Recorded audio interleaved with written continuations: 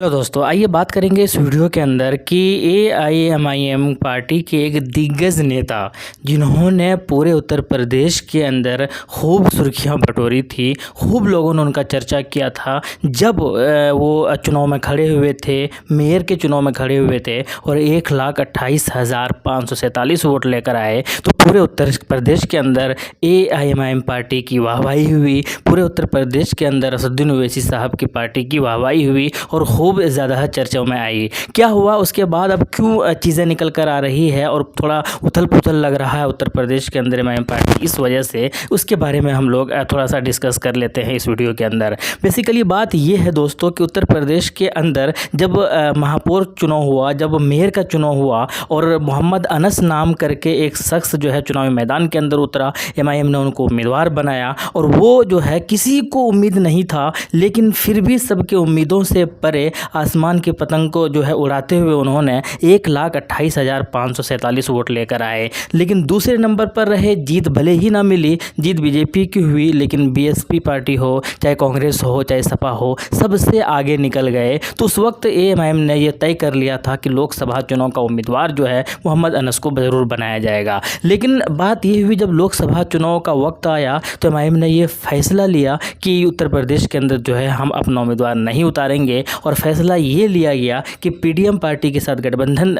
PDM नाम करके गठबंधन तैयार किया और उसके बाद जो है एमआईएम ने अपना उम्मीदवार नहीं उतारा और उसको समर्थन दिया। लेकिन ये यहाँ तक ये बात नहीं थमी, बल्कि अब जब एआईएमआईएम के पार्टी के उम्मीदवार मैदान के अंदर नहीं उतरे थे तो उस वक्त एआईएमआईएम के जो चाहने वाले हैं, जो सपोर्टर्स हैं, वो किसको वोट करें, ये एक बहुत बड़ा जो है सवालिया निशान खड़ा हो गया। अब हुआ यही, यहाँ पर अगर अक्लमंदी दिखाते जो प्रदेश अध्यक्ष है वो, तो शायद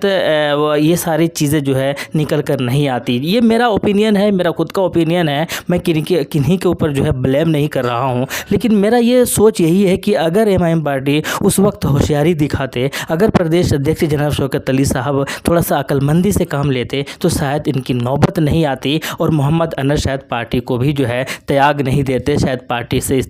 से जो है इस्तीफा भी नहीं देते। लेकिन हुआ यही कि जब लोकसभा चुनाव का वक्त आया तो उस वक्त एमआईएम पार्टी के उम्मीदवार मैदान के अंदर नहीं थे, तो उनके समर्थक किनको सपोर्ट करें। हालांकि पीडीएम जो है गठबंधन ज़रूर बना था, लेकिन वो गठबंधन थोड़े से कहीं नहीं, सबको पता था कि थोड़ा वीक गठबंधन है, क्योंकि उतने बड़े बड़े उम्मीदवार थे नहीं, उतने बड़े बड़ी पार्टियां जो उसके अंदर थी नहीं। तो मेरठ जैसे एरिया में जहाँ पर बसपा, जहाँ पर सपा, कांग्रेस, ये हमेशा से एक दबदबा बनाती भी आई थी कहीं ना कहीं पीछे पहले की अगर देखा जाए, तो उस वक्त वहाँ का जो एएमआईएम के जो कार्यकर्ता है वो थोड़े से निराश इसलिए लग रहे थे क्योंकि उनके पार्टी से कोई उम्मीदवार मैदान के अंदर नहीं था, जबकि शुरू से ये तैयारी कर रहे थे कि एमआईएम पार्टी चुनावी मैदान के अंदर उतरेगी और मोहम्मद अनस को जो है ज़रूर वहाँ पर उम्मीदवार बनाया जाएगा। लेकिन मोहम्मद अनस उम्मीदवार तब बनते जब उनकी पार्टी यानी एमआईएम पार्टी चुनाव लड़ती। चुनाव पार्टी लड़ नहीं रही थी तो मोहम्मद अनस और उनके समर्थक थोड़े से ज़रूर निराश नज़र आए, लेकिन फ़िलहाल फिर भी जो है चीज़ें सही हो गई, बेहतर हो गई।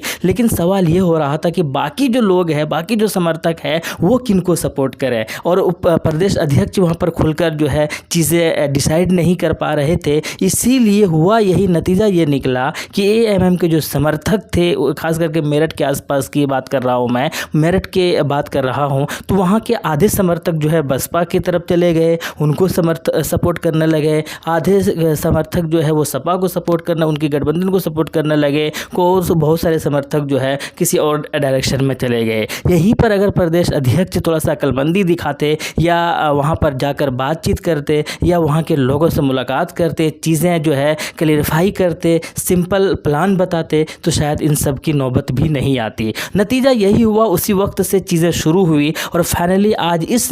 बात तक पहुँच गया कि मोहम्मद अनस, जिन्होंने बहुत सारे वोट लाकर जो है एक चर्चाओं का विषय बन गया था उत्तर प्रदेश के अंदर, आज उन्होंने इस्तीफा दे दिया। और इससे कहीं ना कहीं उत्तर प्रदेश के अंदर और ख़ास करके मेरठ के आसपास के जो लोगों के अंदर थोड़ी सी निराशा जो है वो ज़रूर आई होगी और एमआईएम को लेकर थोड़ी सी छवि ज़रूर ख़राब हुई होगी। लेकिन सवाल ये है कि उत्तर प्रदेश के अंदर कर क्या रही है एमआईएम पार्टी। जिस तरीके से दूसरे राज्यों के अंदर एमआईएम पार्टी आगे बढ़ रही है या यूँ कहें से मकबूल हो रही है, लोग एक्सेप्ट कर रहे हैं, इनको पसंद कर रहे हैं, इनको वोट कर रहे हैं, इनके वोट परसेंटेज जो है बढ़ते जा रहे हैं, वैसा रिजल्ट उत्तर प्रदेश के अंदर क्यों नज़र नहीं आता।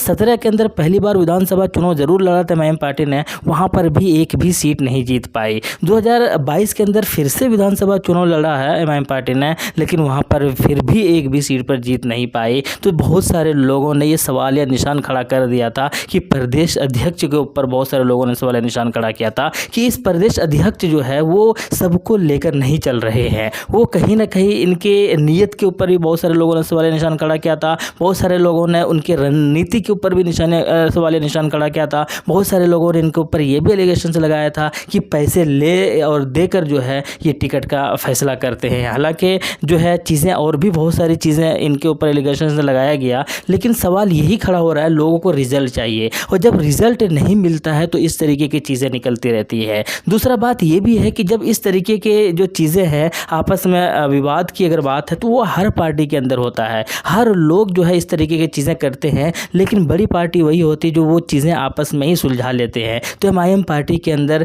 ये जब चीज़ें निकल रही थी, जब ये सारी चीज़ें हो रही थी, और मोहम्मद अनस ने अपने इंटरव्यू में ये भी कहा कि 3 से 4 महीने हो गए हैं, इसके ऊपर कोई भी चीज़ें जो है नहीं हुई है, ना ही बैरिस्टर असदुद्दीन ओवैसी ने कोई रिप्लाई दिया है, और ना ही प्रदेश अध्यक्ष जो है आकर हमसे मुलाकात किए हैं या हम लोगों से बात किए हैं। तो सवाल ये है, ये भी खड़ा होता है कि उत्तर प्रदेश के अंदर जब अलग अलग ज़िलों के अंदर इतने बड़े मुद्दा पर बातें होती है या इस तरीके से टूट की नौबत आती है, तो फिर प्रदेश अध्यक्ष उस वक्त कहाँ होते हैं और क्यों नहीं उन सारी चीज़ों को जो है संभाल कर जो है चीज़ों को आगे बढ़ाते हैं। मुझे पता है कि हर पार्टी के अंदर इस तरीके की चीज़ें आती है, हर पार्टी के अंदर इस तरीके का वाद विवाद होता है, लेकिन वो लोग आपस में सुलझा लेते हैं, चीज़ें बाहर आने नहीं देते हैं। तो फिर एएमएम पार्टी ऐसा क्यों करती है या सुलझा नहीं पाती है और ये सारी चीज़ें बाहर निकल कर आते हैं। जितना नाम एमआईएम का उस वक्त हुआ था जब मोहम्मद अनस ने इतने सारे वोट लाकर जो है सबको सरप्राइज़ किया था, उतना ही बदनाम जो है अभी एमआईएम पार्टी कहीं ना कहीं इस एरिया में हो रही है। और बहुत सारे लोगों ने मोहम्मद अनस साहब को देखते हुए जो है इस्तीफ़ा भी दिया है, और बहुत सारे कॉरपोरेटर जो है इनके साथ भी है। तो सवालिया निशान कहीं ना कहीं एमआईएम पार्टी के ऊपर, तो या एमआईएम के जो कार्यकर्ता है या एमआईएम के जो लीडर है, एमआईएम के जो प्रदेश अध्यक्ष है, उनके ऊपर खड़ा हो रहा है कि आप सबको साथ लेकर क्यों नहीं चल पा रहे हैं, या सबको आप एक प्लेटफॉर्म पर क्यों नहीं आप सबको मजबूती के साथ खड़ा कर पा रहे हैं। ये एक बहुत बड़ा सवालिया निशान जरूर खड़ा कर रहा है। हालांकि मोहम्मद अनस के इस्तीफे से जो है मेरा पर्सनल अगर राय पूछा जाए तो थोड़ा सा कहीं ना कहीं आहत ज़रूर हुआ हूँ। वो बड़े नेता थे, उनको संभाल कर रखना चाहिए था, और कहीं ना कहीं उनसे बहुत सारा काम भी लेना चाहिए था एमआईएम पार्टी को, जो नहीं कर पाई है। अब ये देखना है कि इस्तीफ़ा के बाद असदुद्दीन ओवैसी साहब इनसे मुलाकात करते या नहीं करते हैं, क्या उनको मनाने में कामयाब होते हैं, ये भी देखना बड़ा दिलचस्प है। लेकिन फ़िलहाल उत्तर प्रदेश के मेरठ एरिया से इस तरीके का न्यूज़ कहीं ना कहीं एमआईएम को थोड़ा सा दुखद करने वाली ज़रूर बातें होंगी। आपकी क्या राय है कमेंट बॉक्स में बताइएगा। शुक्रिया, जय हिंद, लव यू।